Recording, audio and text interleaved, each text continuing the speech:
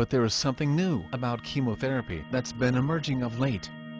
Many women who undergo chemotherapy for breast cancer describe unsettling changes to their memory and concentration. Researchers at the University of Michigan Comprehensive Cancer Center say this phenomenon is very real. Women have complained of cognitive changes that have occurred during the time that they've been treated for breast cancer for a long time now.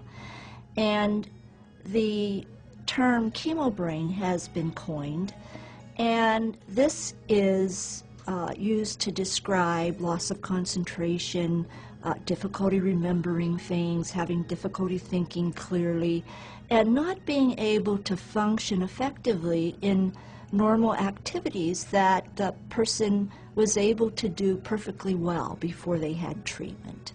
Simple little things. I'd have to wait to think of something, and it would be frustrating. X is red, C is green. Researchers say the chemotherapy creates memory problems that can last for years.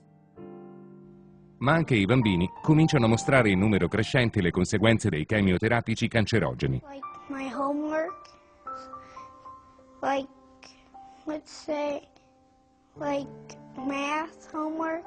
When it's real noisy, I can't focus. And it just makes me feel like my mind's being erased. Ma ci sono dei benefici nella chemioterapia? John Cairns of Harvard University published a study in Scientific American.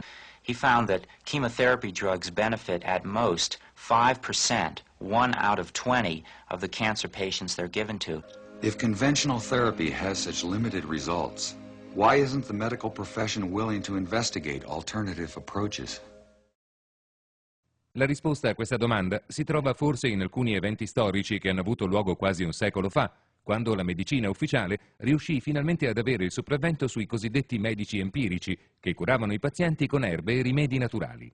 In the 1800s, society sanctioned both approaches to healing.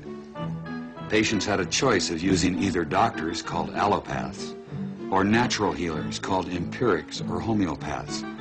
The two groups waged a bitter philosophical debate. The allopathic doctors called their approach heroic medicine. They believed the physician must aggressively drive disease from the body. They based their practice on what they considered scientific theory. The allopaths used three main techniques.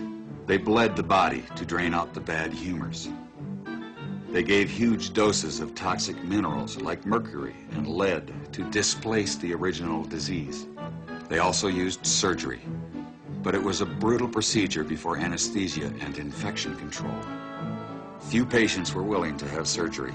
Most patients feared allopathic methods altogether. Satirists of the day remarked that with allopathic treatment, the patient died of the cure. Competing with the doctors were the empiric healers. Contrary to the doctors, they believed in stimulating the body's own defenses to heal itself. Instead of poisonous minerals, they used vegetable products and non-toxic substances in small quantities. They especially favored herbs learned from Native American and old European traditions. The empirics said they based their remedies not on theory, but on observation and experience. Satirists of the day added that with empiric treatment, the patient died of the disease, not the cure. And the balance of medical power remained equal until the turn of the century. Then, new medical treatments emerged that were potentially very profitable. The AMA joined with strong financial forces to transform medicine into an industry. The fortunes of Carnegie, Morgan, and Rockefeller financed surgery, radiation, and synthetic drugs. They were to become the economic foundations of the new medical economy. The takeover of the medical industry was accomplished by the takeover of the medical schools. Well, the people that we're talking about, Rockefeller and Carnegie in particular, came to the picture and said, we will put up money. They offered tremendous amounts of money to the schools that would agree to cooperate with them. The donors said to the schools, we're giving you all this money. Now, would it be too much to ask if we could put some of our people on your board of directors to see that our money is being spent wisely? Well, when somebody's offering a starving school, a struggling school, a couple of $1 million, and all they ask in return is that some very well-known and prestigious individuals be added to your board of directors, the answer in many cases is yes, we'd be honored to have these people on our board of directors. Almost overnight, all of the major universities, which we now consider to be major universities in the field of medicine, received large grants from these sources and also accepted 1, 2, or 3 of these people that I mentioned on their board of directors, and the schools literally were taken over by the financial interests that put up the money. Now, what happened as a result of that is that the schools did receive an infusion of money. They were able to build new buildings. They were able to add expensive equipment to their laboratories. They were able to hire top-notch teachers. They were able to upgrade the level of medical education in America by 100-fold. But at the same time as doing that, they skewed the whole thing in the direction of pharmaceutical drugs. That was the efficiency in philanthropy. The doctors from that point forward in history would be taught pharmaceutical drugs. Those schools that did not accept those terms did not receive the money, and they generally fell by the wayside, and today you probably have never heard of them. All of the great teaching institutions in America were captured by the pharmaceutical interests in this fashion, and it's amazing how little money it really took to do it. Surgery became viable with anesthesia and infection control, and doctors advocated expensive, radical operations. These in turn produced the need for a large, lucrative hospital system. Radium fever swept medicine. The price of radium rose 1,000% almost overnight. Another costly technological industry entered the hospital system. A drug industry grew out of the booming patent medicine business.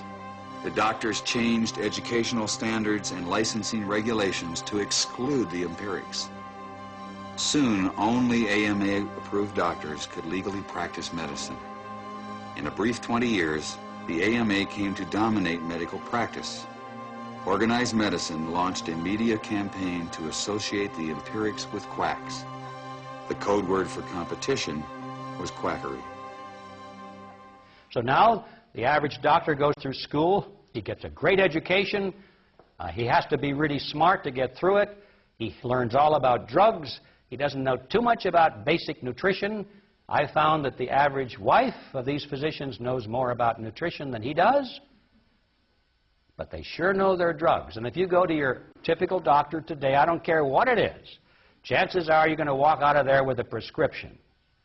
Why? Because that's what he has been trained to do. The companies that make up the pharmaceutical industry are among the largest corporations in the world. Together, these businesses have come to be known as Big Pharma. In 2004, their combined global sales were over $500 billion, with Pfizer and Johnson & Johnson leading the pack. In the U.S., the core of Big Pharma's immense profits is from sales of prescription medication. And since these drugs can only be prescribed by medical professionals, most of the industry's promotional and marketing activities are directed at doctors, pharmacists, and other healthcare providers. This starts out at the first day of medical school, and in many medical schools, even the incoming students that, are 2 years away from seeing a patient will start to get gifts from the pharmaceutical industry. And as these students get farther along in their medical education, the interactions and the gifts escalate to free lunches, to dinners. Champagne, brunches, happy hours, New York jet tickets. No matter where you spend the money, you make money. And my boss always told me, don't worry about it. There'll always be more funding. Spend what you can. In fact, if I give you $100,000 to spend, Gene, I want you to spend $200,000.